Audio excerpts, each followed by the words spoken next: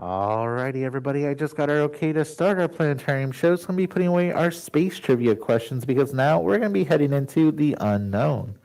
Ooh. And welcome, everybody, to the Morrison Planetarium. Really quickly, I just want to introduce myself. My name is Christian. I'm going to be your planetarium presenter. And just a heads up, folks, I'm not just a voice coming out of the walls. I'm actually a person, and I'm standing right behind you. Hey, how's it going, everybody? Don't hurt your necks. Look forward into the dome before you. That's where the whole show's going to be. Everything that you see in purple is going to be one enormous screen. Thanks to the help of 6 different projectors hiding throughout our planetarium dome. If you're looking for those projectors, they're hidden just below that purple glow. And I just want to let you know that I'm an actual person and not a robot, and I'm going to be your space pilot for this really amazing show, which is different from all the other planetarium shows that we've done here today. This one's called Tour of the Universe. And pretty much with the Tour of the Universe, it's 30 minutes long and it's completely live. So you're going to hear my voice for the next 30 minutes. And what this is about, we're going to be starting off pretty close to the Earth and we're going to be zooming all the way out to the very edge of the universe. So hopefully by the end of the show, you won't have an existential crisis of where you are in space. But just to warn you, we are pretty small in the grand scheme of things. So I just want to give you a full warning. And before we get started with our show, folks, I do have to go over some quick house rules just so that we're all on the same page and have an enjoyable time. There's a few of us in here right now. First off, there's no food or drinks allowed inside. If you manage to bring any snacks or beverages, make sure those are put away till the end of the show. We want to keep the theater as clean as possible for all the guests coming in today.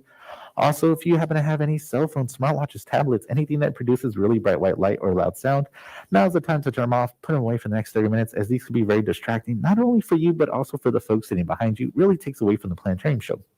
And folks, if you need to leave early during our show, you're more than welcome to do so. All we ask is that you exit at the very top of the planetarium.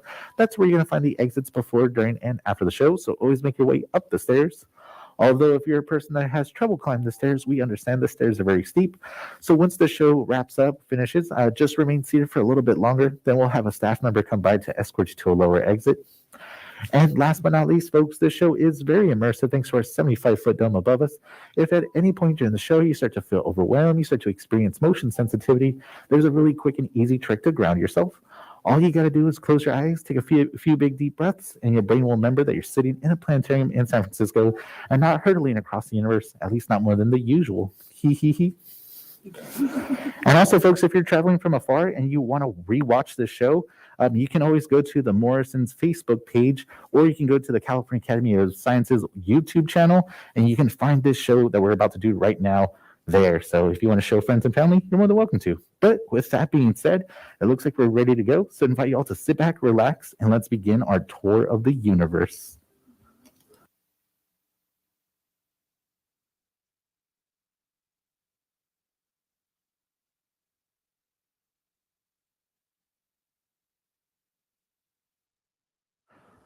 Alrighty, everybody. As I mentioned, we're going to be starting off pretty close to the Earth. We can see the Earth just down below, but we're going to be starting off at this really cool spacecraft in front of us called the International Space Station, or the ISS for short. And a lot of people tend to ask me, hey, Christian, what is the International Space Station? I hear about it all the time in news and articles, but I don't really know what it is. Could you explain it for me? Well, of course, folks. The International Space Station is a research facility, a laboratory that orbits around our planet Earth. And they conduct all different types of science experiments that they couldn't really conduct closer to the planet, which has a lot more gravity. Some of the experiments that they'll conduct up here are things like, what happens when you try to grow plants in space? Do the plants grow the same? Do they grow differently with less gravity? Which way do the roots grow? And another one's, what happens when you try to spark a match in space? Does the flame act the same? Does that act differently? And one of my favorite experiments is where they had 2 identical twins. One twin lived on Earth for about a year. The other one lived on the International Space Station for a year. After that year, they compare and contrasted. Turns out when you live in space for a long period of time, you tend to age a little bit slower. But not only that, you also lose a lot of body muscle because you don't have gravity constantly working down on your muscles all the time. So if you plan to live in space for a long period of time, remember to exercise daily. And folks, the International Space Station looks really big here on our planetarium dome, but it's not that big in actuality. It's only about the size of an American football field. If you've never been to an American football game, don't worry. You can also use the entire California Academy of Sciences, the museum we're sitting in right now. That's about how big it is. And also, this thing is going incredibly fast, folks. The International Space Station is traveling at a whopping 17,000 miles per hour, where it orbits once around the Earth every 90 minutes, and it experiences 16 sunrises and 16 sunsets a day. Whew, how romantic. And also, this looks really far away from our planet, but the International Space Station isn't too far. It's only about 225 miles above the surface of our world. 225 miles, that's like going from San Francisco to Santa Barbara, a nice little road trip to get away with the family for the weekend, so not too bad. And to tell you the truth, folks, this is as far as we put humans into space nowadays, because traveling into space is quite costly. You got to build yourself a rocket ship or buy yourself one, and then when you get your hands on that, you have to account for a lot of rocket fuel. You're going to need so much rocket fuel, you got to be able to escape the Earth's gravity. Once you accomplish that, you have to account for all the food, water, all the air you're going to be breathing while you're up here in space, so the bill gets quite costly quite rapidly. But folks, the International Space Station is just the first stop on our tour of the universe, so now we're going to see it slowly disappear to the Earth down below. And before we lose track of the International Space Station, I want to add a nice little orbital path so we can see it as it slowly disappears to the land below.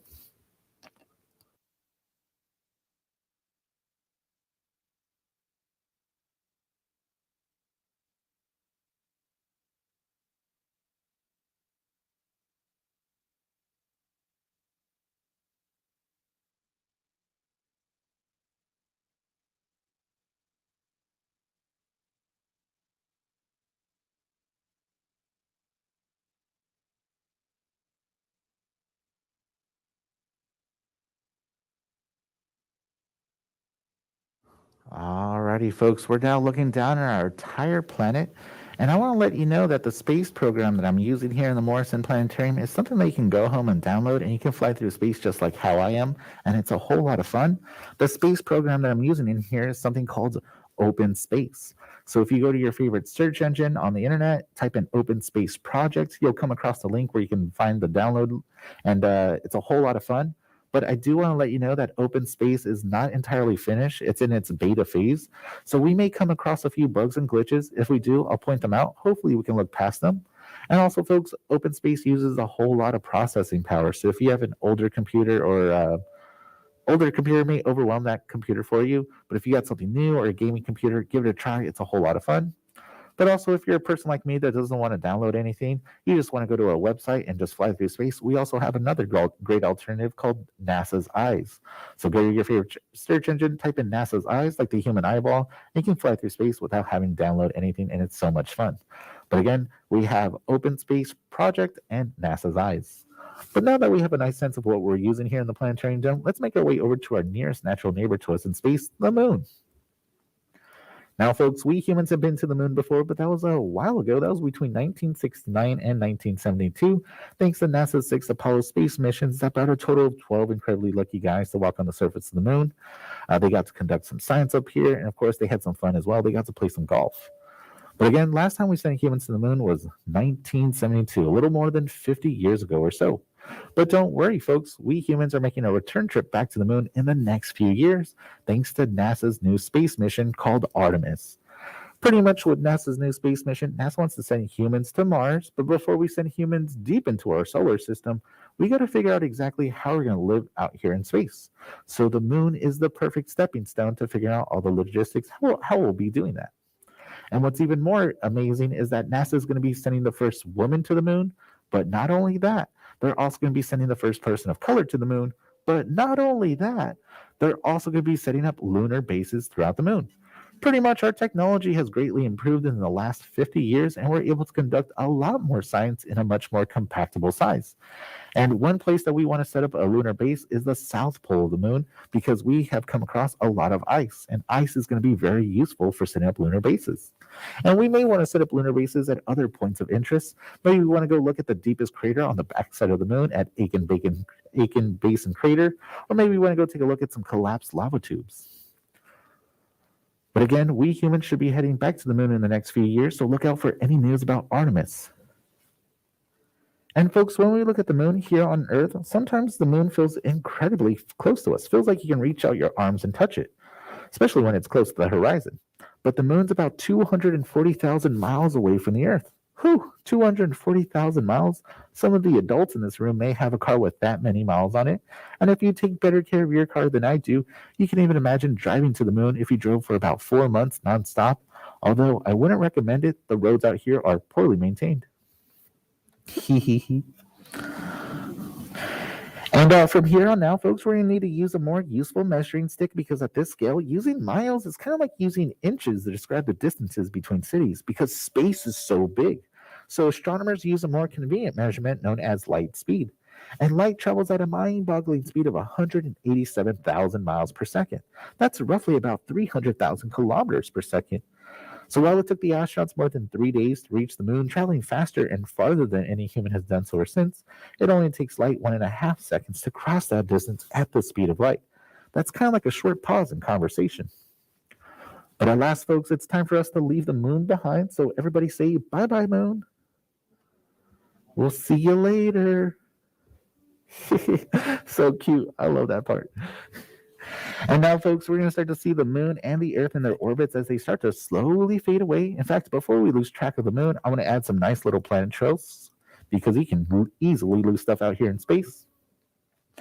And not only that, folks, on our journey, we're going to be traveling much faster than the speed of light. We're going to be traveling at the speed of the human imagination, thanks to the help of computer models like OpenSpace showing us the most accurate images and information available to us. So again, now we're going to see the moon and the Earth's orbits as they slowly disappear.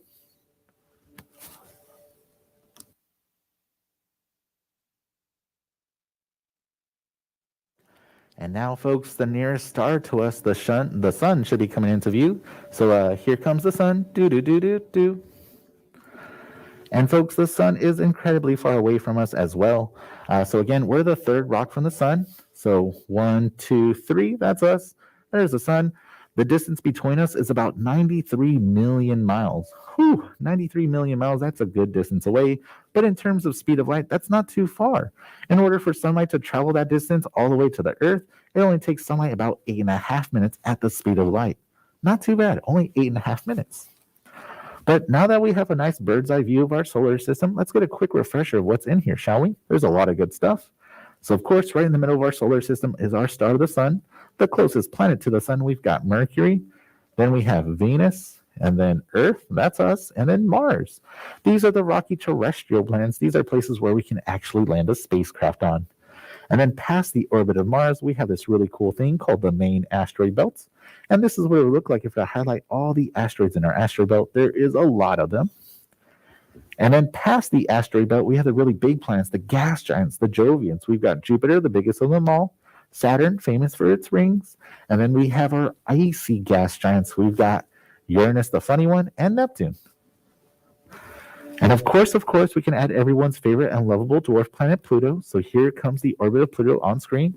Just on the right-hand side, we can see Pluto right over there. And a lot of people don't realize that Pluto hangs out here in this outer part of our solar system called the Kuiper Belt. And you're probably wondering to yourself, what's the Kuiper Belt? I've never heard of that before. Well, folks, the Kuiper Belt's going to be all this stuff. Oof, yeah, that is a lot of stuff. So you can kind of think of like the Kuiper Belt like a second asteroid belt. What you're going to find out here are mostly icy asteroids and short period comets. Comets that don't stray too far away from the sun. They have a nice short trajectory, just like so. And pretty much we came across all this stuff in 2006. We came across more than 400 objects out here in the Kuiper Belt region. The reason why? Well, our technology has greatly improved. And that's the really cool thing about science, because as our technology gets better, we're able to rewrite the stuff that we already know. So as our telescopes got better at finding much smaller objects much further away, we're able to rewrite the stuff that we know. And I just love that about science. Who knows what we're going to find in our own backyard in our solar system in the next 5-10 years as our telescopes get better. But I'm going to put away the Kuiper Belt because that's just a whole lot to look at. And right now, folks, I'm going to be adding on screen some of the many different spacecrafts we sent out in the 1970s to explore our solar system. So now on screen, we have the trajectories of Pioneer 10, Pioneer 11, Voyager 1, and Voyager 2, and the latest of them all, New Horizons, which did a quick flyby of Pluto in 2015. We can see that interaction as we fly on by right over there on the left. And just to let you know, folks, all these spacecrafts are all traveling fast enough to escape the sun's gravity and leave our solar system behind. But even the most distant of these robot adventures, Voyager 1, has not traveled as far as light travels in a single day. In order for sunlight to travel all the way out to the orbit of Pluto, it takes sunlight about 5 hours at the speed of light. Whew, 5 hours. Also, not too bad. But folks, let's leave our planetary scale behind us because now we're going to be heading into interstellar space, the space between the stars. Distance now becomes so immense, it's going to take us about 4 years at the speed of light just to reach the next star system to us, the Alpha Centauri system.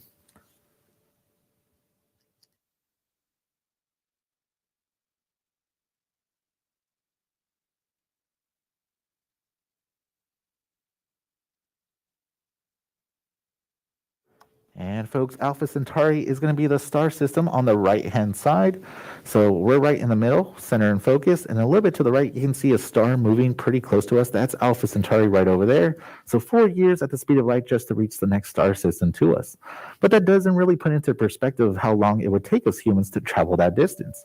Well, folks, if you're left to leave the Earth right now on a spaceship, make your way over to Alpha Centauri. It's going to take you about 8,500 years to cross that distance. Whew, and that's just a one-way trip. But folks, let's stop and consider whether humanity has made its presence known beyond our solar system, because now we're going to be stepping inside something called the radiosphere. Whoa, indeed. So again, we're now inside the radiosphere, and this represents the current limits of the most distant radio signals humanity has ever broadcasted, or rather leaked into space. And it extends about 90 light years in all directions, emitting out from the Earth. This first began in the early 1930s with strong radio waves, early television, radar signal, and then later the detonation of atomic weapons. All this stuff is emitting electromagnetic radiation strong enough to escape the Earth's ionosphere. And humans were broadcasting well before that, but the earliest radio was not quite powerful enough to escape the Earth. And since all these signals are electromagnetic, they are traveling at the speed of light, so this is kind of like humanity's electromagnetic footprint in the universe. And of course, folks, the radiosphere is always expanding at the rate of 1 light year per year. So is anybody out there listening? And also right now, I'm going to be adding some many markers onto the screen. These many markers indicate some of the many thousands of stars astronomers have discovered over the last 30 years, which has at least one or more planets orbiting around them. We call these planets exoplanets, and we're looking for any of them that are Earth-like with conditions suitable for life as we know it. So far today, we found 5,000 confirmed exoplanets in just the nearby vicinity to us, 5,000 other worlds besides our own. And that 5,000 number is going to be increasing as the years continue because we have space telescopes where their whole purpose is to find as many exoplanets as possible. In fact, as we start to swing around, you're going to see that we pointed our space telescopes in just one sliver of the night sky, right over here on the right-hand side. You can see all those exoplanets we just found looking in that one direction. So again, as they continue to scan more and more of the night sky, they'll be finding exoplanets left and right. Now, to say if any of them are Earth-like with conditions suitable for life as we know it, well, we can't answer that question quite yet. Pretty much new space telescopes are being created right now, developed, and those are on the drawing boards at the moment, and then it's going to be a few years before those are constructed and then launched into space, so we've got a little while before we can answer that question. But the more important point here is that quite a few of these planetary systems are within that 90 light-year limit of our radiosphere and could have potentially received our signals. However, since radio waves travel at the speed of light, if there is anybody that's out there able to listen in and answer back, the communication delays between hellos could be decades in time. Now, to give you an example, let's say we live in a star system, let's say somewhere in the middle right over here of our radiosphere. We find an alien civilization on the other side, let's say over here.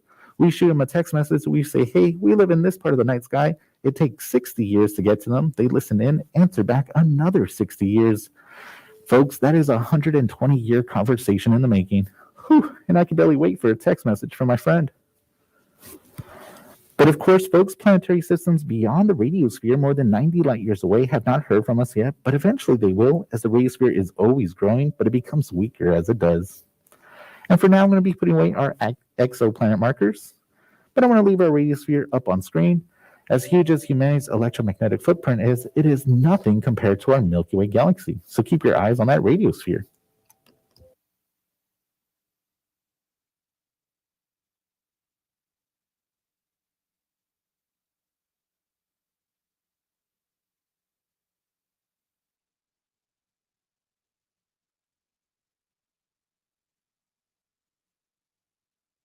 Alrighty, folks, we're looking down on our Milky Way Galaxy, and I've got to ask everybody, can you see your house from here? Just kidding, we're too far away. And folks, our Milky Way galaxy is incredibly large. If you wanted to cross it from one side to the other, it's going to take you about 130,000 years at the speed of light to cross it one way. Whew, that is a big galaxy. And not only that, our Milky Way galaxy is so huge, we estimate that there's at least 300 billion stars in our galaxy alone. If our recent discovery of so many exoplanets just within our small neighborhood within this vast star city is any indication, there could be billions of planets and potentially millions of Earth-like planets throughout our single galaxy. And before we leave the Milky Way galaxy, I want to show you what it looks like from a sideways perspective. You're going to notice that we live in a big, flat spiral disk of the Milky Way. It looks like a big pancake from the sideways perspective.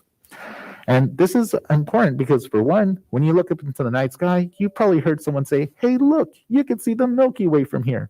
What they're talking about is the Milky Way plane, all this stuff right there. That's what you see here on Earth.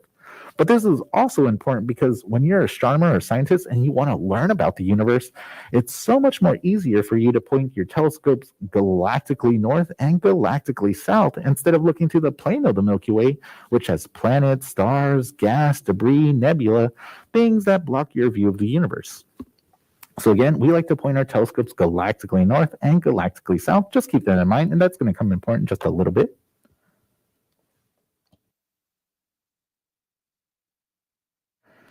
And folks, the Milky Way galaxy is only one of many hundreds of billions of galaxies that comprise the known universe. So in this giant leap, every single point of light that you're now going to see no longer represents a star, but rather the location of an individual galaxy. Each galaxy containing hundreds of billions, perhaps trillions of stars. Now, we live in a local galaxy group which contains about 30 galaxies, large and small. Also includes the nearest large spiral to us, the Andromeda Galaxy. Only 3 million light years away, just next door, and heading right for us. We're going to get to know it pretty intimately in about 5 billion years, so mark your calendars. And as we continue zooming out, folks, you're now going to realize that galaxies are not evenly distributed throughout space. Instead, galaxies like to clump together in large groups or clusters, or they like to avoid each other where there's very few galaxies or no galaxies at all. So we can see a nice galaxy cluster towards the bottom right over here. We can see some more galaxy clustering more to the left-hand side over there. We can see very few galaxies towards the top of the planetarium dome or no galaxies at all. You can kind of think of galaxies like people. They like to hang out together or they like to avoid each other. And folks, we've zoomed so far back now that this picture that we're looking at represents the closest 30,000 galaxies to us over a space over 300 million light years across. We got to give thanks to an amazing astronomer by the name of Dr. Brent Tolley, who worked at the University of Hawaii, who compiled this amazing representation thanks to the work of other astronomers working beside him over decades of time. So big shout out to Dr. Brent Tolley. And since we're all the way out here looking at galaxies, I want to show you the latest James Webb Space Telescope, the first image that was released. And folks, if you don't know what the James Webb Space Telescope, it is the brand new space telescope that just went in operations not too long ago. And folks, it is spectacular because this photo that we're looking at occupies a really small portion of the night sky. If you were to pick up a sand grain off the floor, lift it up into the night sky about arm's length away from you, this is about how big of a portion of the night sky that you're seeing in this photo, and we're seeing hundreds of galaxies right there. And what's even more impressive is that we're looking at a galaxy cluster. So those really bright points of light right there, those are galaxy clusters. And this thing is so massive and has so much weight to it that it's causing space and time to distort and warped. It's creating this bubble-like effect you can kind of see right there called gravitational lensing. And pretty much this gravitational lensing is causing the background galaxies to warp, distort, and duplicate.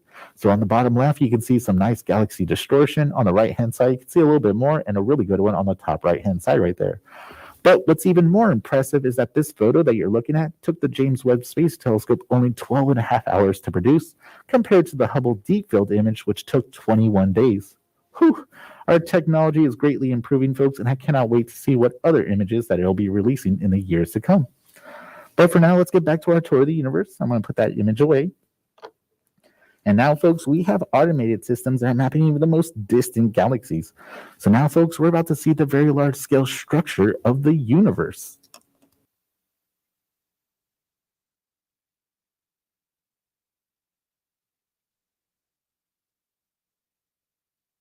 And remember, folks, every single point of light that you're seeing, that's not a star, that's an individual galaxy. Whew, I feel small. And I also want to let you know that our universe is not in the shape of a bow tie or a butterfly as we start to swing around, and you'll see. Remember when I mentioned that we live in the flat spiral disk of our Milky Way galaxy? Well, if we were to line up our Milky Way galaxy just like so, right down the middle, it would line up like this. So again, we like to point our telescopes galactically north and galactically south instead of looking through the plane of the Milky Way. But astronomers still wanted to make sure that there was galaxies through the plane of the Milky Way, so we have this nice purple survey of galaxies. You'll notice that we were still able to find them, just not as many and not as far. Pretty much we have to wait for our technology to improve, and once that happens, we'll be able to fill in all these areas that haven't been filled in yet. It's just a matter of time. And unfortunately, folks, we're running drastically low on our tour of the universe, so we got to continue pressing on. 30 minutes is just not enough time to talk about the universe, to be honest. And now we're going to be encountering these really distant, far away objects known as the quasars at the very edge of the large scale structure of the universe. The quasars are going to be represented by these nice orange dots. So they're coming into view right now. We got some quasars on the right and some quasars on the left.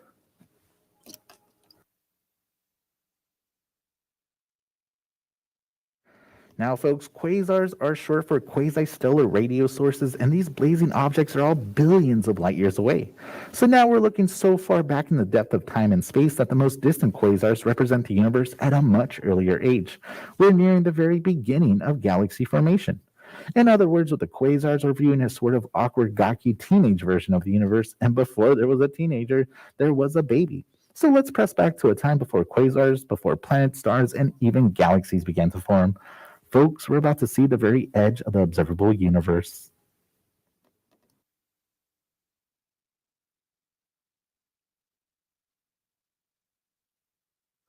Alrighty, folks, here we are at the very edge of the observable universe, and what we're looking at is something called the Cosmic Microwave Background Image, or the CMB image for short. And all evidence indicates that the universe that we live in is about 13.8 billion years old. And this is data compiled by Planck and other radio telescopes. And the picture that we're looking at is a very baby version of the universe, only 380,000 years after the Big Bang occurred, where space and time began. And what we're looking at is not a typical photo either. Instead, this is a temperature density image where the light echoes of the Big Bang are color coded, with the lighter areas corresponding to the hottest, least dense regions, and the darker areas the coolest, densest regions.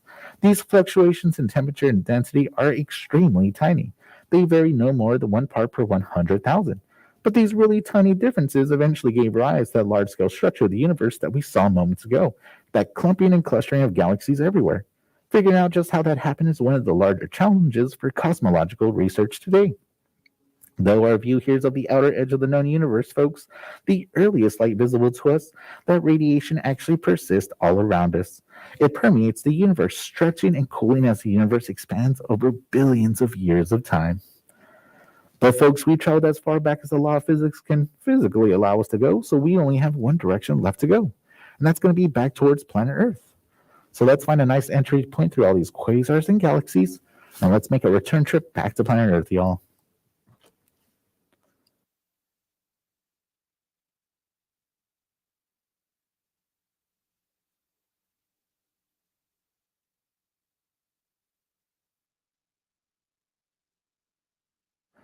Alrighty, everybody, we're crossing an expanse of over 13 billion light years. We present you with this view of our universe and the latest in cosmological and astronomical information. We're covering eons and observing objects billions of light years apart.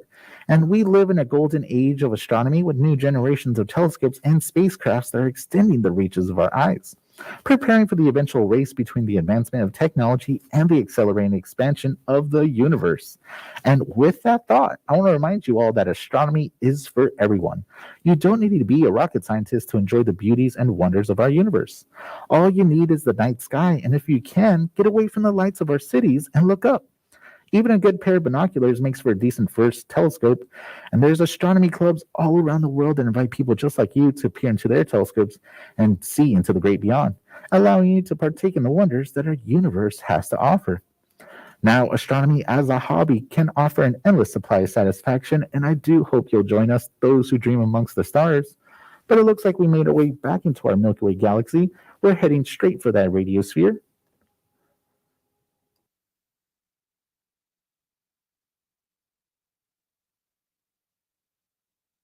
And now we're approaching our star system, our solar system, folks.